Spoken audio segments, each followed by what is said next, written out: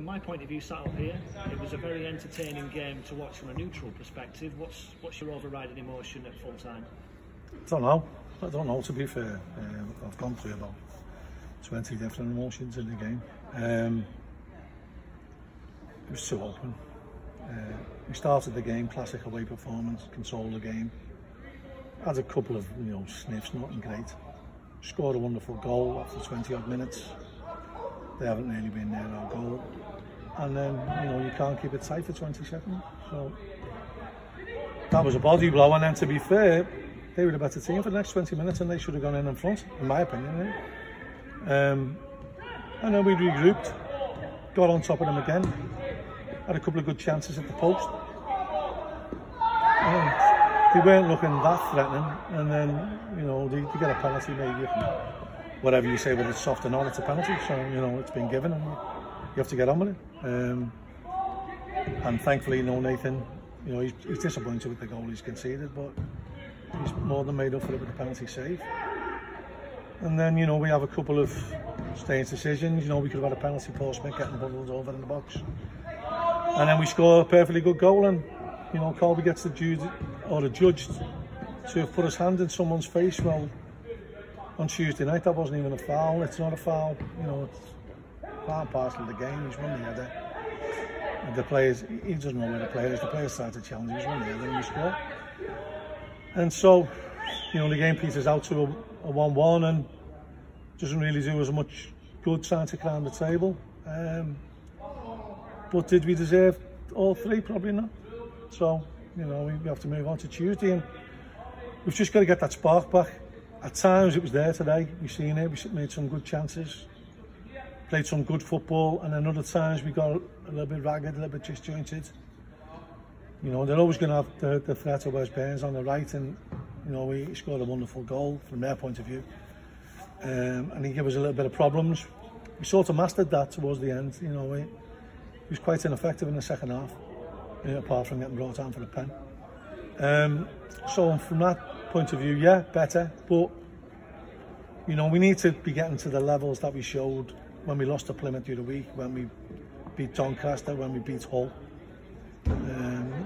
Plymouth away, going to Lincoln and playing like we did. We've got to get back to them levels.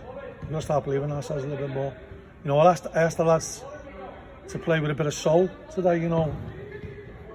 Try to use the analogy of what makes top recording artists better than others. It's because they're flawless in what they do, they believe in what they do, and they've got an aura about them, and we've got to get that about us again. Terrific goal from Adam Phillips. He's off the mark. What will that do for him? Yeah, great for his confidence. Great shot. But we were in danger of letting our midfield get passed by through no fault of their own, really. Just couldn't get into the game because we couldn't get them on the ball. And we've got to mix our game up better. I know that when the pitch gets firm, people are just worried about the first touch because it's a little bit bobbly, and it always does get like that this time of the year. When you get into spring, the pitches dry out.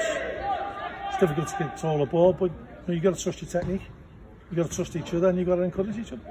We talked recently about drawing lots of games and not converting those points into 3 points. Is today one of those classic examples? You could say so. I mean, I'm disappointed with a point because we came here to win. And having said that they've missed a penalty, you've got to be, you should be happy with a point, but I'm not. And that's not saying I think we deserve to win, because I don't think we did. I don't think we did enough to there's been times when I've stood here and said, how did we lose that, or we should have won, or I'm pleased with the performance. I'm not pleased with the performance. I'm pleased with aspects of the performance. But, we've got to get better. And, I don't want to give the lads excuses.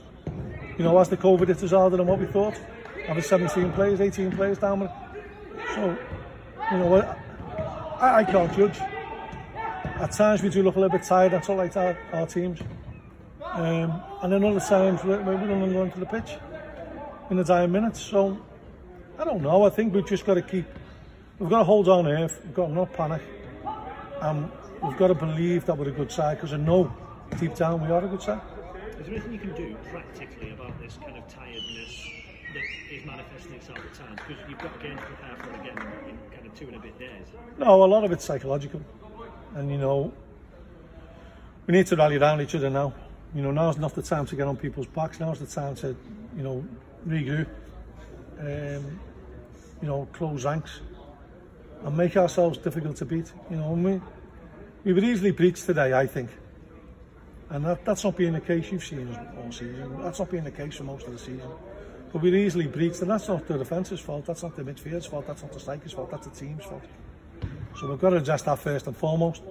And then we've got to start committing more men into the box. We've got to start looking more of a threat.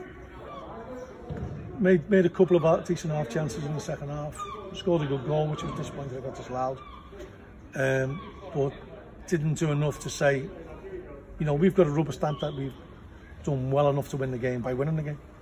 And you only do that by dominating teams, making lots of chances and scoring lots of goals.